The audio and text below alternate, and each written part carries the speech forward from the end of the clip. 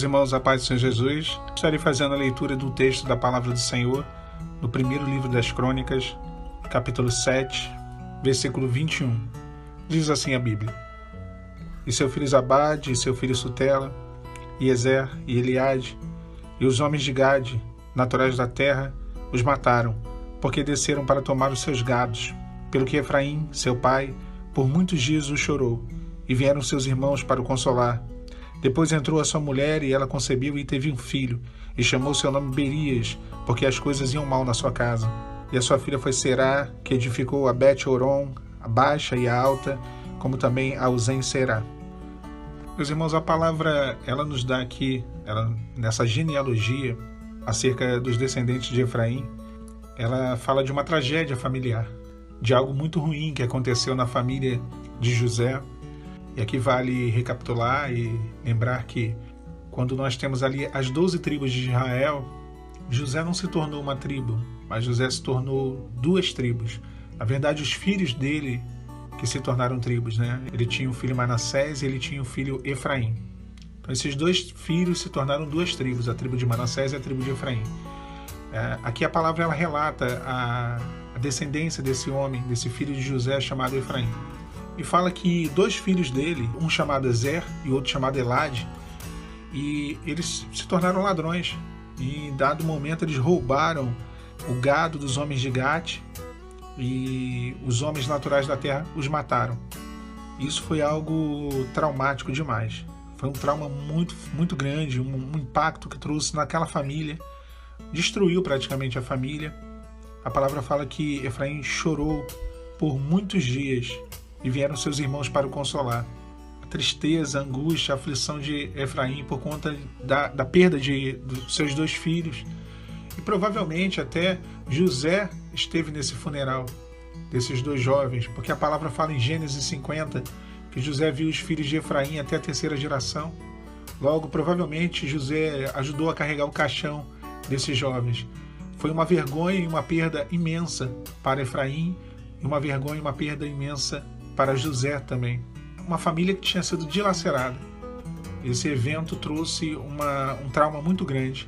E a palavra fala que mesmo nessa situação de tristeza, de angústia, Efraim ele conhece novamente a sua mulher, ele se relaciona com a sua mulher, e diz isso lá no versículo 23, e ela concebeu e teve um outro filho, e chamou seu nome de Berias, porque as coisas iam mal na sua casa. Mas era tão difícil o momento que eles atravessavam, que quando ele se relaciona com a sua esposa e ela engravida e tem um outro filho, ele dá o nome da criança de Berias, que significa as coisas vão mal dentro da minha casa. Ele praticamente coloca uma placa sobre aquela criança dizendo que havia um fracasso determinado sobre a vida daquela criança, sobre aquele lar. Vale aqui ressaltar sempre que o nome tinha uma grande importância para o povo de Israel, até hoje tem. O nome representava projeto, aquilo que Deus tinha revelado que faria na vida daquela criança, ou ele marcava um momento de adversidade, de dificuldade. Enfim, o nome ele meio que era algo que determinaria a vida daquela pessoa e o que aconteceria na vida dela. E era muito forte. Você tem um nome chamado Berias, as coisas vão mal na minha casa. Era quase que uma maldição do seu pai sobre a vida do seu filho. Efraim tinha uma filha. E mesmo essa filha sendo uma mulher que prosperou em seus caminhos, talvez a tristeza pelo fato ocorrido de ele ter perdido Ezer e Elade, até ter colocado o nome de Berias, lembrando dessa perda, e talvez essa tristeza tenha camuflado as conquistas. E não é assim que acontece conosco. Quando nós temos perdas, quando nós passamos por processos dolorosos dentro da nossa família, ainda que vitórias aconteçam, ainda que situações favoráveis possam ocorrer, nós somos tendenciosos a deixar de lado, né? É que nem o deserto agora que a gente vive. Devido à separação, o Senhor tem dado conquistas no deserto, mas às vezes nós desprezamos. Isso é uma coisa muito ruim. A filha de Efraim, ela estava prosperando, haviam conquistas ali na família de Efraim, né? O nome dela era Será, e ela era uma empreendedora, ela tinha edificado 2 cidades, mas até mesmo Será, ela tinha uma estigma, ela tinha um trauma familiar. Uma das cidades ela coloca o nome de vazio, ou de desolado, desolação, quer dizer, meio que era um retrato da sua casa, daquilo que ela estava vivendo. Havia um grande problema estabelecido dentro da casa de Efraim, da família de José. Uma situação de destruição, onde parecia que a descendência de Efraim seria uma descendência amaldiçoada, onde as coisas pareciam que sempre dariam errado para aquela família. Mas Deus, ele tem poder para transformar tudo. E o Senhor, ele consegue quebrar uma situação de maldição hereditária, né? Como o pessoal gosta muito de falar, uma situação de destruição, de trauma. E ele usa tudo ao seu favor, né? Eu sempre digo que o Senhor, ele tem a incrível capacidade de reciclar todo mal em coisas boas, toda maldição em bênçãos, tudo aquilo que nos é feito para a nossa destruição, ele transforma em restauração. Então o próprio Senhor, ele faz isso. Deus, ele usou, não foi diferente nesse caso, Deus usou da sua grandeza, do seu poder, para mudar a história da vida e da família de Efraim. A palavra de Deus nos mostra que de Será, que era filha de Berias, quando eu falei aqui, usei a expressão filha de Efraim, no sentido de que havia uma identificação quanto aos netos, eles chamavam os netos de filhos. Tanto é que no caso de Labão, quando ele vai atrás de Jacó, ele diz: essas são minhas filhas e esses são os meus filhos. Na verdade, Labão só tinha filhas, eram as esposas de Jacó, mas os netos de Labão ele chamava também de filhos. Então, Será, ela era filha de Berias, que era filho de Efraim. Será, ela foi, como eu falei, uma grande empreendedora, ela empreendeu e tal, mas é interessante a genealogia dela. A palavra diz que de Será veio Refá, e de Refá Rezefé, e de Rezefé Telá, e de Telá Taã, e de Taã Ladã, de Ladã Amiúde, e de Amiúde Elisama.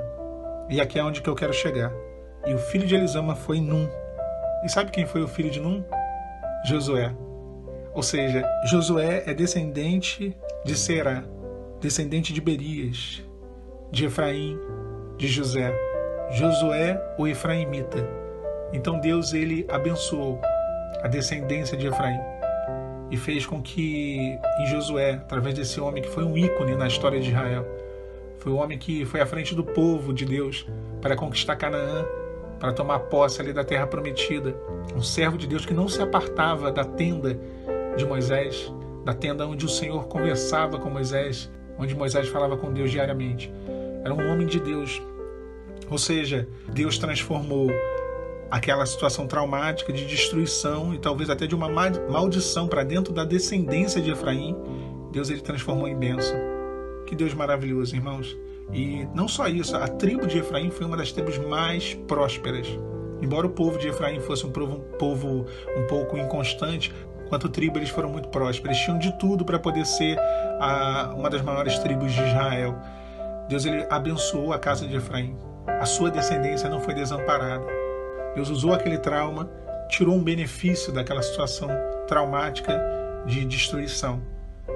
Talvez hoje você olhe para dentro da sua casa e você pense que tudo dará errado, que existe uma sina onde deu tudo errado na vida do seu avô, na vida da sua avó, na vida dos seus pais ou dos seus sogros, na sua vida, na vida do seu esposo ou na vida da sua esposa, e que dará tudo errado na vida dos seus filhos, e que isso é uma coisa que vai se passando. Mas o nosso Deus, através do sangue do Cordeiro, ele tem poder para quebrar qualquer laço, qualquer situação dentro da sua parentela, dentro da sua casa. Como ele desfez. Talvez quem olhasse de fora poderia dizer: a família de Efraim está destruída. Não há mais solução nenhuma, não há mais possibilidade nenhuma. E toda a descendência dele está comprometida. Vale lembrar que naquela época a descendência era algo muito relevante, importante. Eles se preocupavam com isso. Mas Deus restaura não só a descendência de Efraim, mas a casa dele, através da vida de Será. Deus é um Deus restaurador. Ele traz solução onde não há. Ele tira proveito de coisas que aparentemente não têm proveito nenhum, por amor às nossas vidas. Fiquem os irmãos e as irmãs com a paz do Senhor Jesus.